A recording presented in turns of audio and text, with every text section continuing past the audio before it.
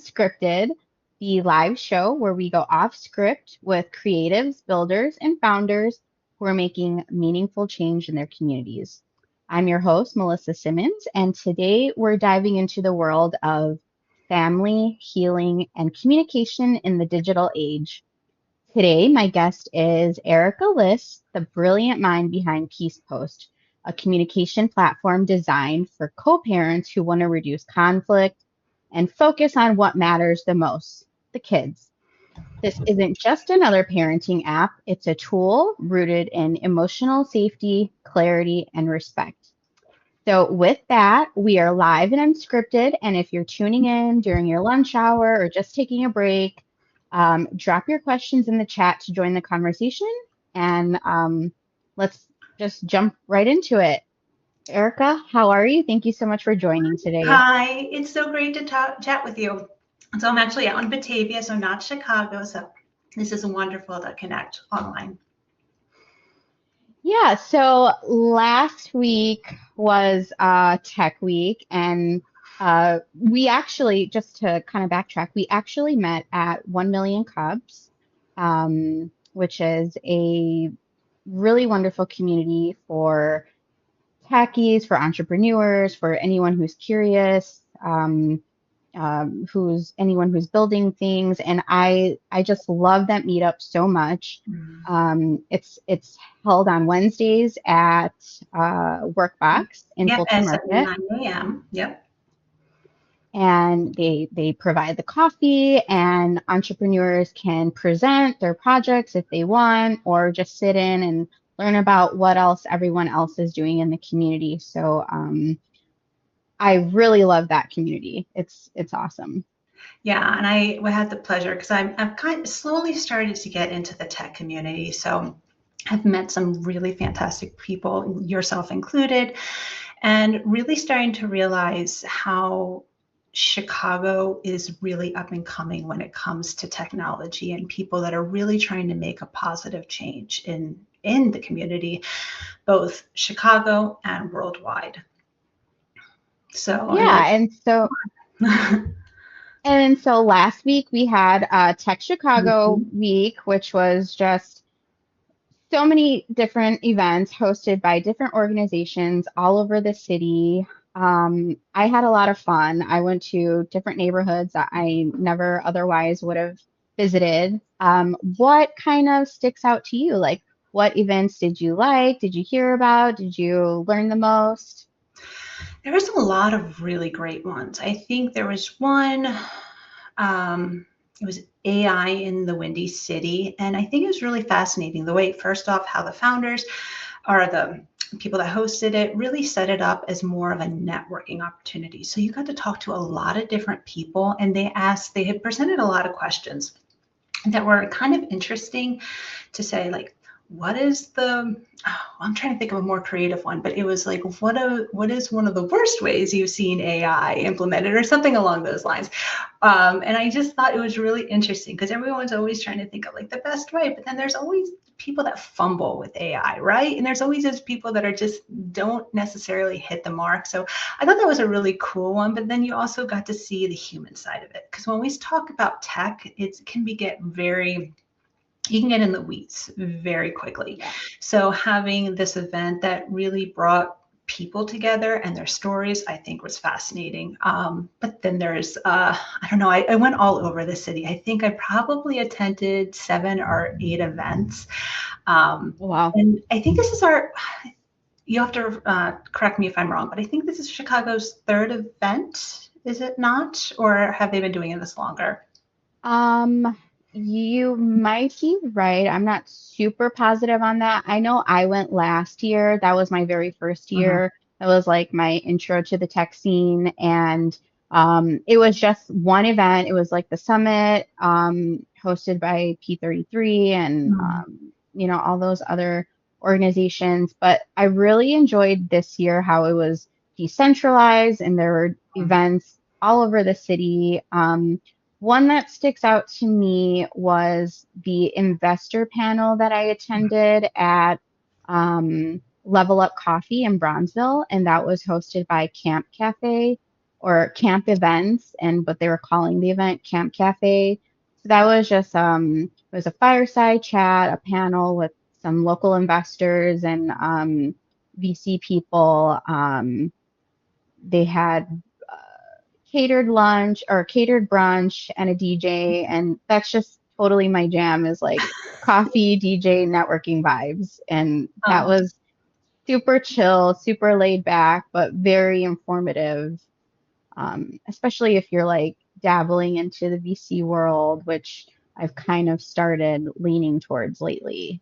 oh, that's amazing. And I think you're right. I think it hits the nail on the head where all of these events are bringing in all different people. You have people that are generalists, that are kind of curious. You have VCs, you have deep techies that are actually executing on these things. So it really brings together all walks of life. Yeah, absolutely.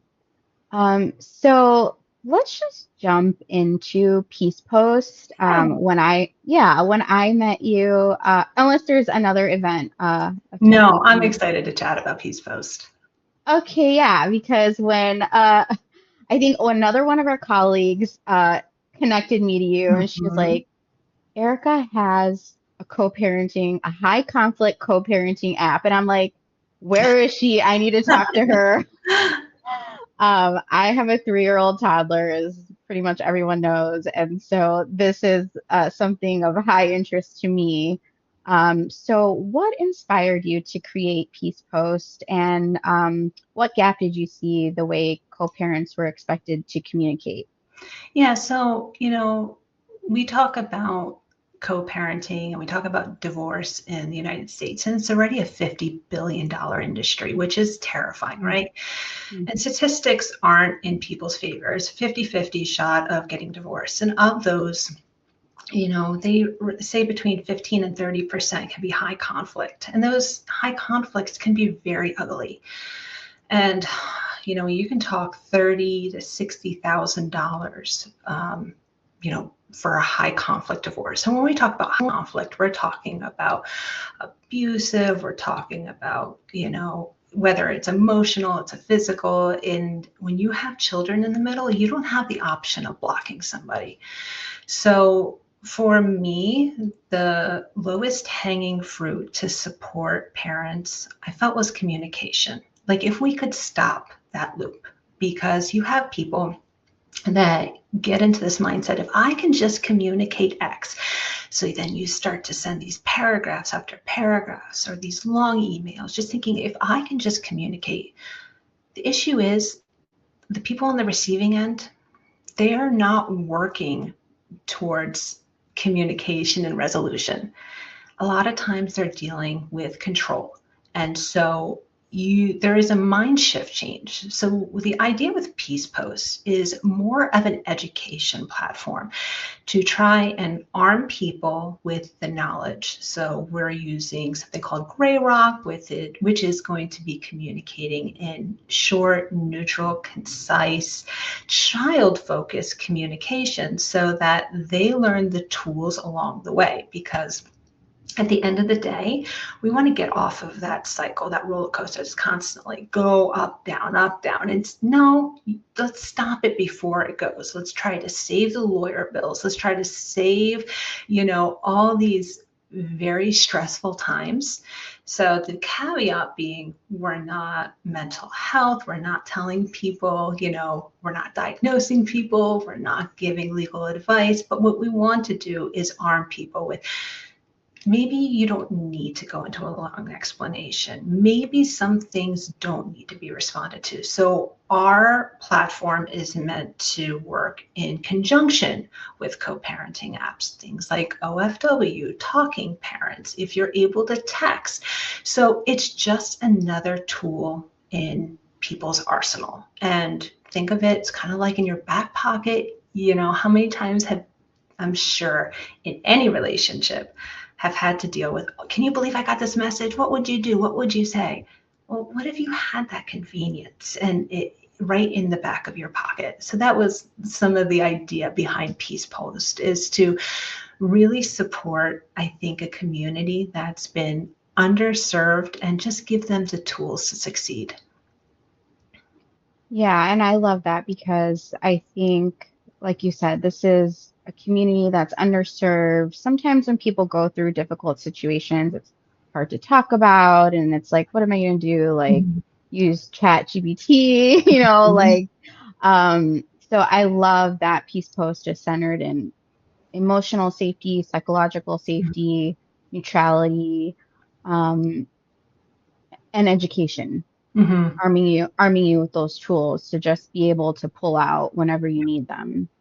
But how does a platform do that differently than, like, say, again, a chat GPT or other co-parenting or messaging apps? So, what differentiates us is we're not a co-parenting app. So we're not saving conversations. We encourage people to use third-party documentation tools to actually mark when things happen. But using with ChatGPT, it comes down to data. And we're dealing with a highly susceptible um, demographic of people. And so I work in the space that I work in, I'll have people that'll say, hey, we'll sell you ChatGPT prompts to do this. And it really makes me concerned because at the end of the day, I don't think people fully appreciate the danger of just giving data over to, OpenAI or some of the big boys where it's that information's tied to your name and all that. So for us, we really prioritize having privacy and not selling data. We're utilizing best practices. We're not storing the data. We want to make sure that people feel confident. So when they're needing help and they're needing that support, that they're not going to get targeted ads, that is not going to be used elsewhere. So there are people that use that. And, at the end of the day, people need to have the tools that they use. And I get it, but we want to be conscientious with people's data is really at the end of the day, the differentiator. Yeah, that's so thoughtful. And so building something for people in emotionally charged situations, it takes care and empathy, which is coming through from, your tone and the words you use. Mhm. But how do you approach product design with empathy in mind? Yeah. So this is actually one of the challenges because when we talk to my customers, some of the asks that they have are to say, oh, we'd love if they stored conversations and they remembered this. And I understand the user experience and how that could add value. I'm still trying to solve it in a way that's responsible, right? And so I want to make the experience the best possible thing. So if you're having this conversation with John Doe and they did this, this, and this last week, or they said this, this, and this, how can we responsibly, you know, keep that data? And so at the end of the day, we're like, no, every conversation is fresh, every conversation is new. And at the end of the day, we feel like that's a better decision for the end user. Wonderful. Um, and so you're working at the intersection of tech and family dynamics, something which, I find is close to my heart and my mission as well.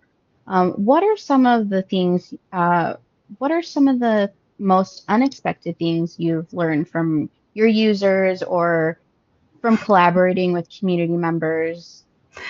From my users specifically is um, don't assume they're going to understand the user journey. Like I think there's some things going back to the drawing board where you're like, well, you just do this. And I'm starting to realize like people don't use it exactly like that. So I think there is a learning curve for me to understand exactly like how someone potentially could use it and remove all barriers just to make it the best flow possible. And I think, to your point, not everybody knows what gray rock method is. Mhm. Like they might just go into the app and, or, just write out all of their emotions Mhm. and all of the things they have on their mind. Um, and so it's really teaching users what these new methodologies are to communicate to get to the point. Yeah. Can you And so you're speak a little bringing, bit more to that, to the gray yeah. rock? So you're bringing up a really great point. So the way we really try to build the product is one of two ways. Say you get a slew of messages or you get these really big blocks of texts and you're like, if you've ever been on the receiving end of something like that, your nervous system gets out of whack and you feel like I need to respond immediately. What we're trying to encourage is have people not necessarily, unless it's an emergency, unless there's something that absolutely needs to be responded to immediately, we are trying to coach people. Let's hold off. Let's let this sit and not be reactive, right? And we're trying to get people back into their position of, I don't want to say so much say power, but in peace. And so we want, if we get those big blocks of text, what we're able to do is do the sentiment analysis and help to evaluate what parts of this actually of the message need to be responded to versus not. Or on the vice versa, if you had your own message and you're kind of dreading it. So say that there's a wedding coming up and you have to switch weekends and no matter what you're going to say is potentially going to get twisted around and then you're just staying up all night and you're stressing about it. What you could do is say, I need to communicate X. I'm going out of town this week. Can we switch weekends? We can make suggestions on how to do that. So at the end of the day, it's just a tool, helps people practice. So our goal at the end of the day is that people don't need to use this anymore. They get used to the pattern. They get used to like, oh, okay, this has happened before. What are the important parts? What do I need to respond to? Or if I need to, send a message, what things do I need to articulate? Do you need to say all this unnecessary things? Maybe not, because if someone's going to misunderstand you on purpose, they're going to do it. So might as well give them less ammunition. Yeah, I like that to your point of it remembering patterns. I That could be helpful, especially in those emotional situations where you just need to stay level-headed and keep Mm-hmm. the peace. Yeah. So we are in the digital age, in this environment of this administration and just people behind computers and behind keyboards, just saying whatever they want without repercussion at all. So, Mm-hmm. what's it been like to build this platform that's rooted in conflict reduction during a time in digital communication when it often fuels the conflict?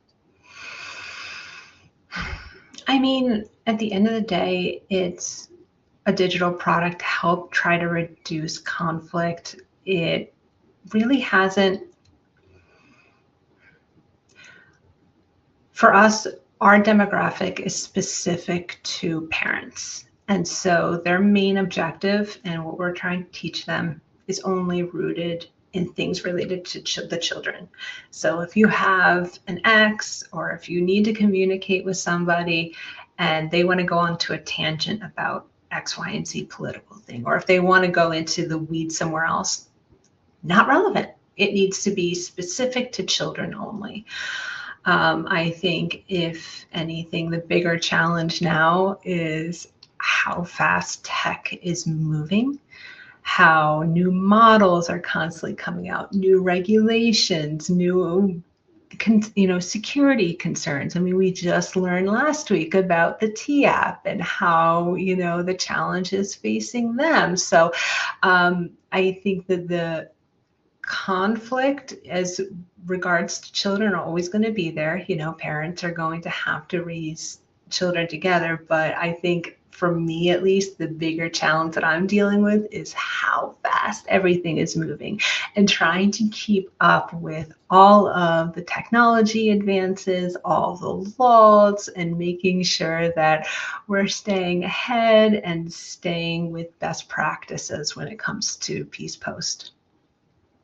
No, absolutely. And like you mentioned before, privacy is at Hmm. part of what you do. So that's important and appreciated. It's it's especially with this demographic. I mean, we've got sensitive information. We don't want this getting out. So as I said, we're very conscientious of all of that.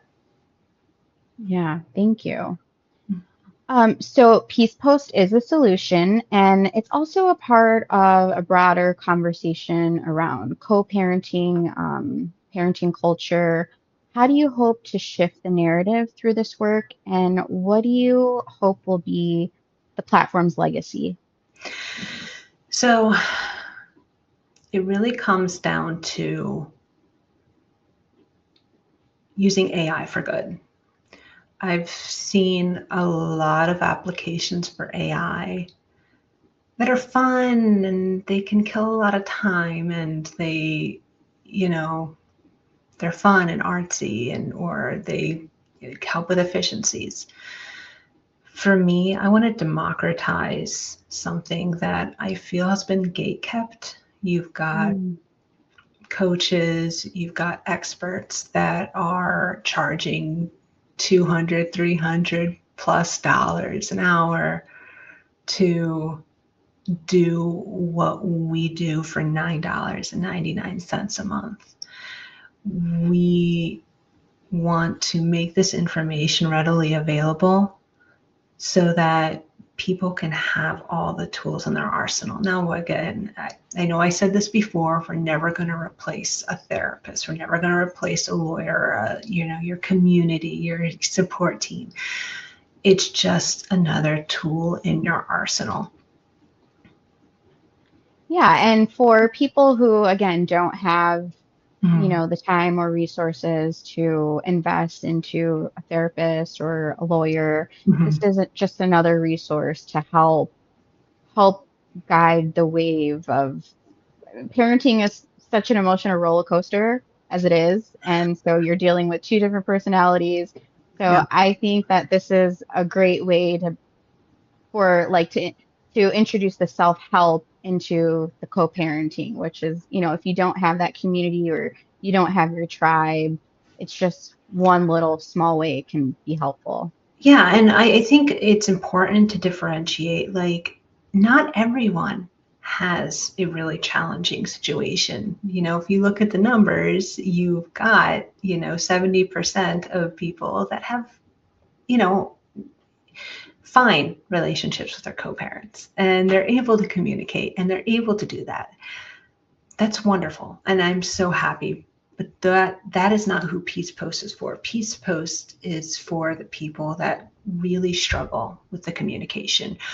Know that there anything that potentially could be said is going to be twisted. It's for those people that just get knots in their stomach anytime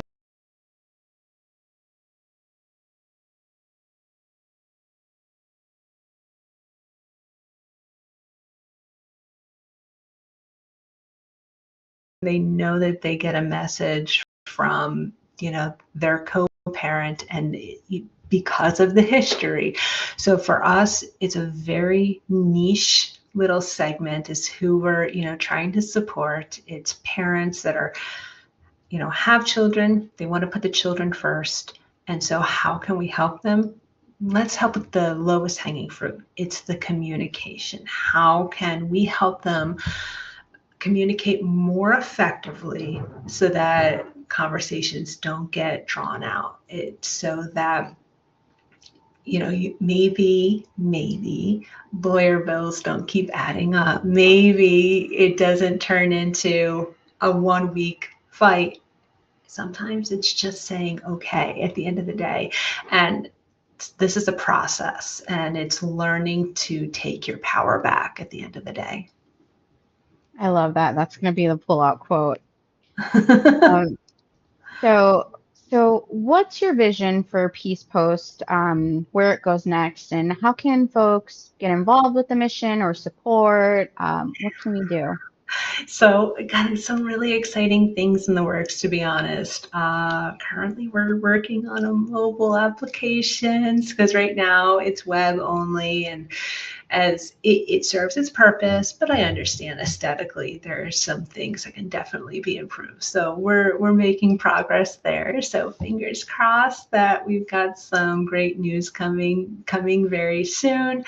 Also would like to work on building a community, because at the end of the day, moms that know, and we want to be able to support them, because if once I say, hey, I've got a high conflict hope platform, I've got moms and dads saying, oh my God, I need you, or I needed you. So it's like, let's bring people together. Let's share what's worked. Let's say what didn't and learn from these opportunities.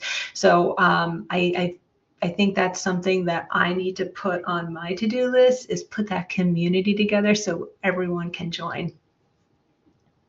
Yeah, and I think that makes it just the tiniest bit easier to deal Mhm. with, the conflict is just having that community behind you, like, I went through this too, or I went through Mhm. something similar. It's really just those lessons learned that can really just be the helping hand that you need to just Mhm.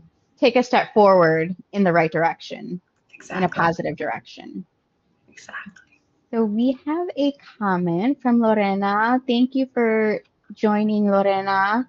She says, as a digital tech professional in cyber and AI, I really like this conversation.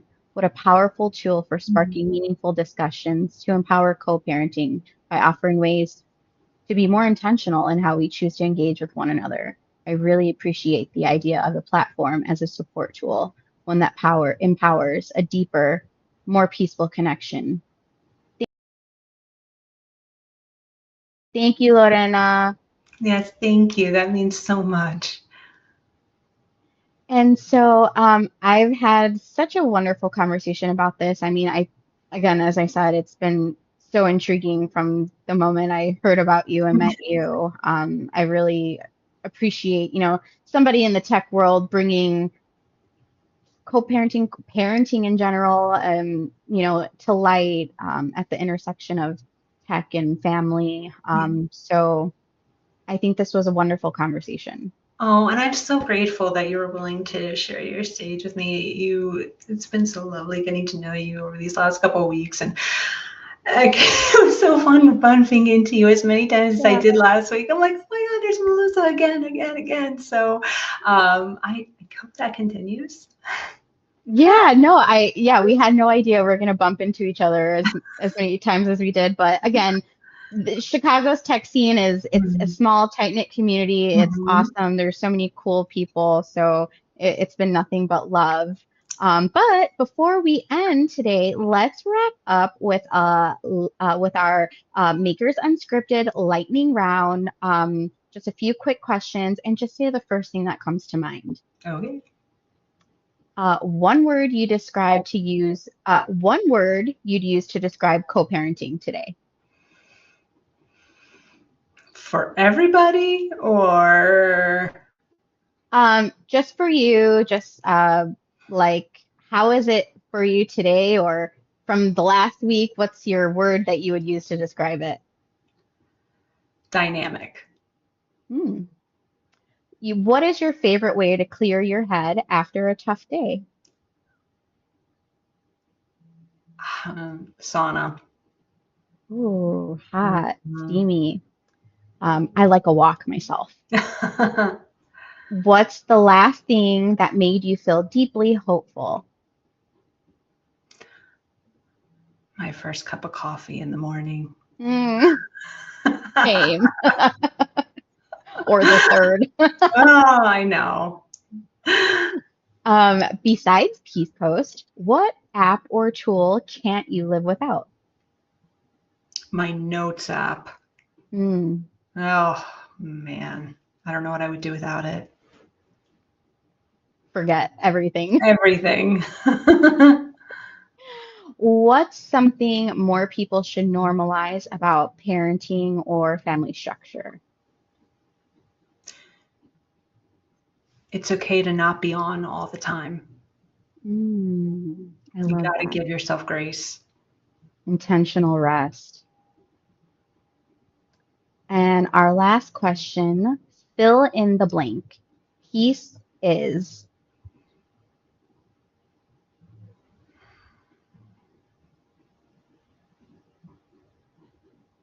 Home. Such a beautiful note to end it on.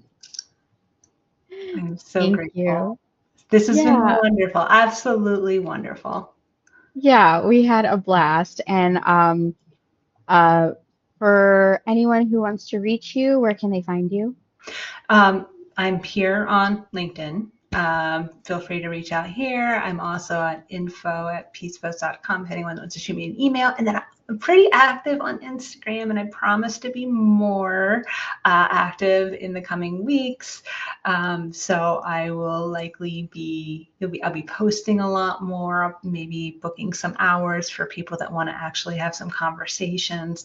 So let's just kind of keep our fingers crossed. But definitely Instagram is where I've been putting a lot of content up. Wonderful. So I will shoot those out in the comments, and I look forward to joining you in the events and community building activities you have. Wonderful, Melissa. Thank you so much. And this is such a wonderful forum. I'm so excited, and I can't wait to see some of your other guests on here. It's going to be great. Thank you. Thanks everyone for joining. Take care. Thank